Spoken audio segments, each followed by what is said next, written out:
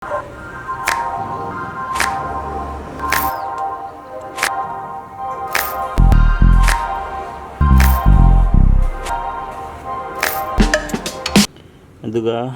sigi strawberry kaisina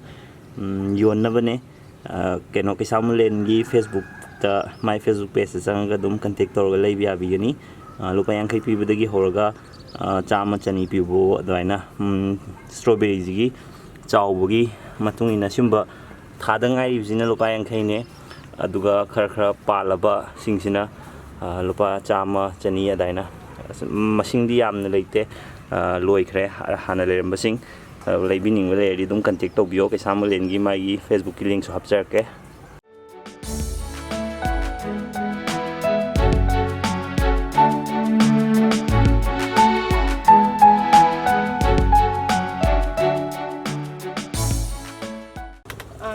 nasi yang sangat unum ini nasi school tu sudah ada du aku nak leja isi mami garden ni ada ma'am ngasih keno ne abunau si thaba duga keno abunau da ma'am na hangbir ko question khara khangka jaga abunau da hangage si di ado abunau kana no mingira kana Johnny ado question je abunau ai no ina hangage adagi tamso majeng hakmin lejer suno aduga question je si hambe question jam ya me abunau da hang question je khuyam am do eduna question amani khak oina hangage duga atai hang da basing je me waro bigano question chap mana ba hang kogi khara khakat lago oina hangjabane hamba da school ga related oiba question me am hange da question khara hangjage hamba isna juliet konsam na hangbirpa abunau school ka ba Haudore wakal de kari pawi thaina abunau school kadring ei timing da hangbir kyu question ne abunau ado jiki school kare ada school ga no ngai bro kain to ge school ga no ngai anau imana ba am thengnei anau me am thengnei ba adagi anau no go jana takpine anang ojana ta la kusing je kai khangba khara hayudana nga kai ojana class kai takle lembo haide ju ojana no ta la khara khang khara hayudana kai topic ta takle ojana science ki dana kai talakwa ne ji science ki kai subject kai chapter to ri science ki ra chapter meaning the solar the universe habra the universe to ri ba the universe ta kai ta ki comment to ge am bhajan time koi aham bado aham bai the Milky Way de hawe koi Milky Way galaxy je sumda ko da mai ai jana Milky Way khangja ga Manipuri da kai kauge khangam da ne ba audagi Manipuri da Milky Way kai kauge da ningthau turian kau le me ningthau turian kau da aina ningthau turian kau da aina ngai ba kana ningthau turian kau ina adagi audagi ne yumda yor kan da koi man da revision sum daw da da ningthau turian ta ba da koi man Milky Way kai gi ningthau turian kau ina hang ba adagi akwai mana phangin akwai oja da hangoi ba adagi aina skeno ma le ba da koi mana hairo ba daina ningthau turian hai je akwai gi solar system ji gi solar system ji ai je system ji manung de ai je Milky Way manung de solar system dana am lai dana Milky Way manung ai dana auda Milky Way je solar system am ning thau tai dana adagi Milky Way sum je ma turian ma uri dana adugi ba ta khallu ba ado keno ne ama atopa question khara mu hair ke ko ma'am ना हंगबिर को नंगी होई की video Young बा ma'am ना नंग सिदना question ma'am हंगे बो तो क्वेश्चन अमानी ममिंग जे लोय मान क्वेश्चन दि लोय मान बा दो हंगक पदि तोंगान को गीता मैस्नाम न जो हंगे मेलोडी है मान जो हंगे सुप्रिया तखिलंबम अदे लाइस्ट्रम नौचा अदे लाइ येंबम स्माइना मोनिका देवी रोहित युमनाम अदे रोहित युमनाम न दि एम इन लाइफ कइनो गायना हंगे बा ममांगी ब्लॉग तदि कोई खुंग्रेदना को अदुगा सिदैदा अबिने जु kai ha kya ganda abnau si class kya ka doi no na hang ko and class 6 ka kai ni duna ko mamangi block ta lembo khumjagra bane aduga atopa question school gi related oi daba cha bagi da yam hange do cha bagi da mani khak amu haijar ke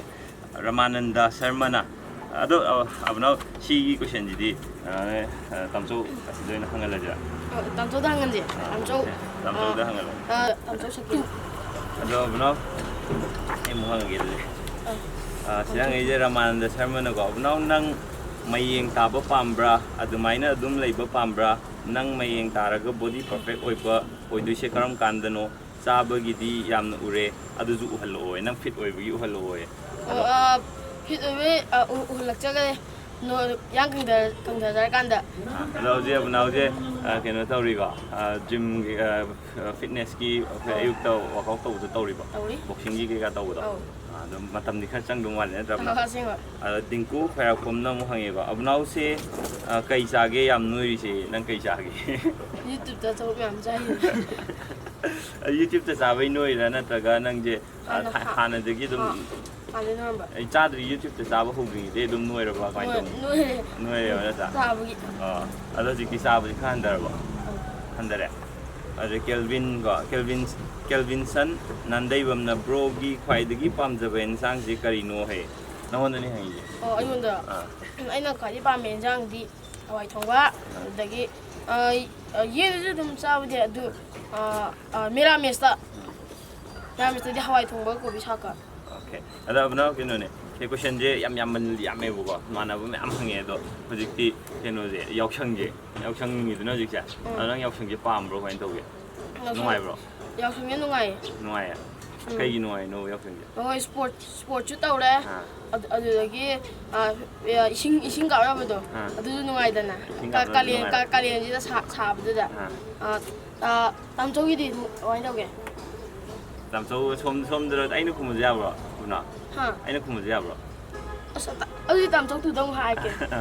tamcho di ga doge adu asom tamcho da hang ai kumu ge ba asom tamcho di ga kumin le hel je ma kai khadang wa re tamcho gi de dong khang ai tamcho tu je na si ha ma nu ne je tamcho tu gi di ga doge yaukshang je khang de da kan thaban jong mo ga loi thingjeng dam ni na tamcho ga mai nungai de no khang de thaban jong mo thingre tamcho karam ban ho pakhang ge kau to be tamcho sine siro pakhang ngai de ne thaban ga jong ba ge na tau de ni na ado confusion do ai je pakhang ni natraga si tamcho je pakhang ni je kamai khang de no koi laibak ta pakhang ni na natraga ai nupi thi de na thelaga tholaka doira adu gi confusion ama di dum le da thim bi se yam di phai koi pakhang nataba sing na yaukshang da thaban chong ba da ke hani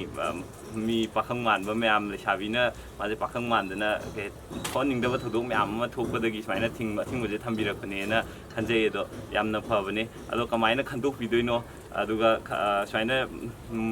pakhang nataba sing na pakhang thara thola ga di kamai khang doi no ha ba gi question du ma di dum le do akoi di pakhang tamcho pakhang nataba ju pakhang oi ju animak thaban jong di thokjara roi ado ngasi gi di mata si da blog share relation jarage yam si video den live ready like to view share dau bi okay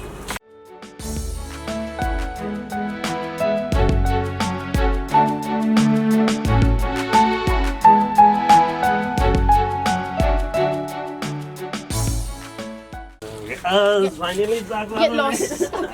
Saya gitu lah.